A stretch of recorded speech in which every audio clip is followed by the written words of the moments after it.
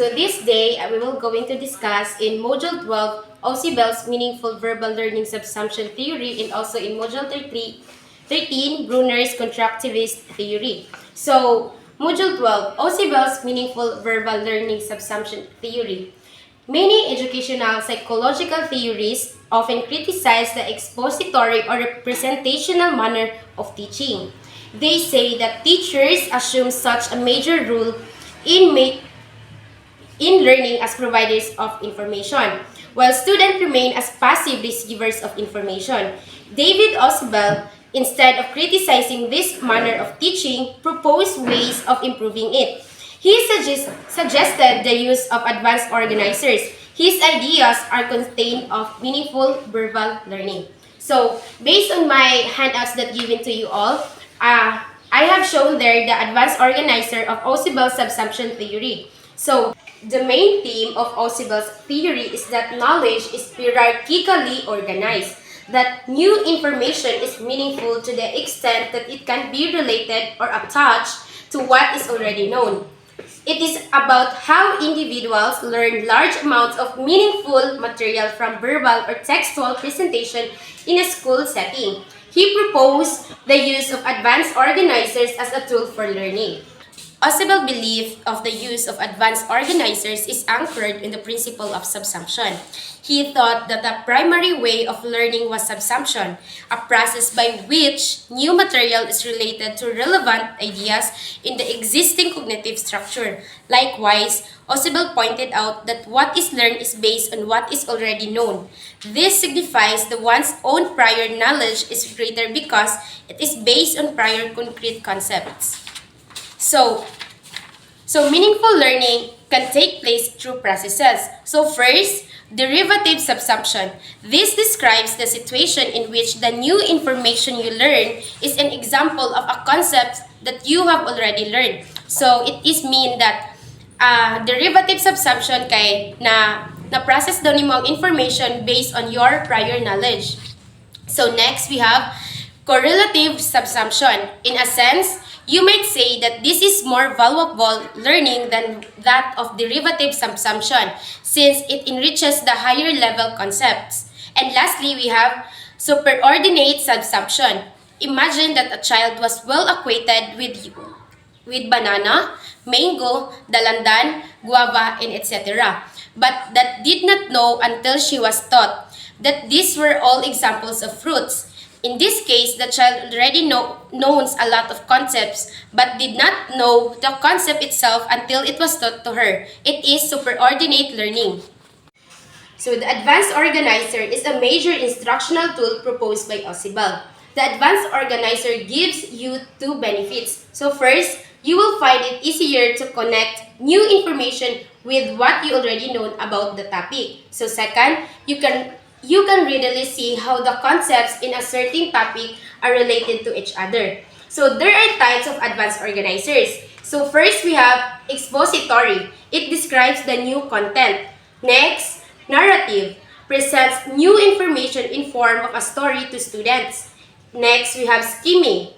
It's done by looking over the new material to gain a basic overview. And lastly, we have graphic organizer.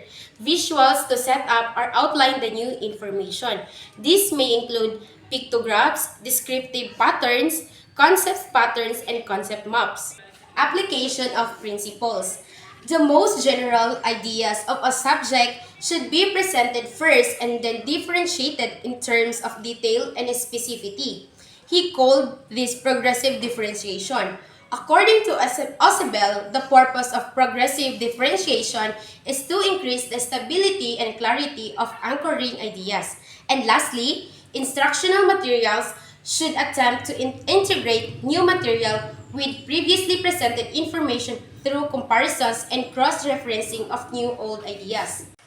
So our next topic is in Module 13, Bruner's Constructivist Theory. So Jerome Bruner was one of the first proponents of constructivism. A major theme in the theory of Bruner is that learning is an active process in which learners construct new ideas or concepts based upon their current or past knowledge. So I also have the advanced organizer shown in your handouts. So Bruner's main concept. representation. Brunner suggested the ability to represent knowledge in three stages. These three stages also becomes the three ways to represent knowledge. First, an active representation. At the earliest age, children learn about these actions. They are represented in the muscles and involve motor responses or ways to manipulate the environment. For example, riding a bicycle and tying a knot, tasting the apple. So second, iconic representation. The second stage is when learning can be obtained through using models and pictures. Iconic representation allows one to recognize objects when they are changed in minor ways. For example, mountains with and without snow at the top. So lastly, we have symbolic representation. In the third stage, the learner has developed the ability to think in abstract terms. This uses symbols system to encode knowledge. The most common symbol system are language and mathematical situation. So we also have spiral curriculum. Brunner stressed that teaching should always lead to boosting cognitive development. Students will not understand the concepts if teachers plan to teach it using only the teacher's level of understanding. The task of the instructor is to translate information to be learned into a format appropriate to the learner's current state of understanding. Curriculum should be organized in spiral manner so that the student continually builds upon what they have already learned. So next we have discovery learning. So Brunner in 1966 states a theory of instruction should address to four major aspects. So first we have predisposition to learn.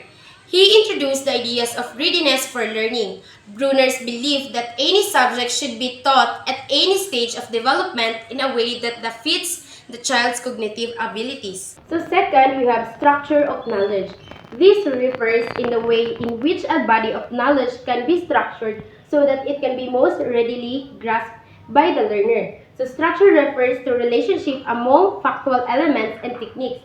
So we have three stages in structure of knowledge. First, understanding the fundamental structure of a subject makes it more comprehensible.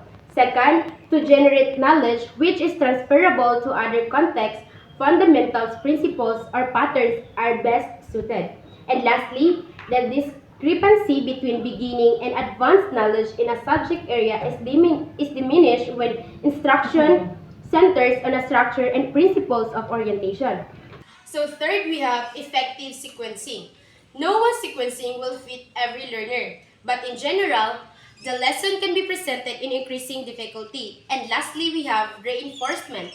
Rewards and punishments should be selected and paced appropriately. So categorization. Brunner gave much attention to categorization of information in the construction of internal cognitive maps. Categories are rules that specify four things about objects. The four things are given below. First, we have criteria attributes, required characteristics for inclusion of an object in a category. Next, we have the second rule prescribes how the critical attributes are combined. The third rule assigns weight to various properties. And lastly, the fourth rule sets acceptance limits to attributes. So there are several kinds of categories. First, we have identity categories. Next, equivalent categories. And third, we have coding system. And that would be all, and that sums up my report in this subject. Thank you.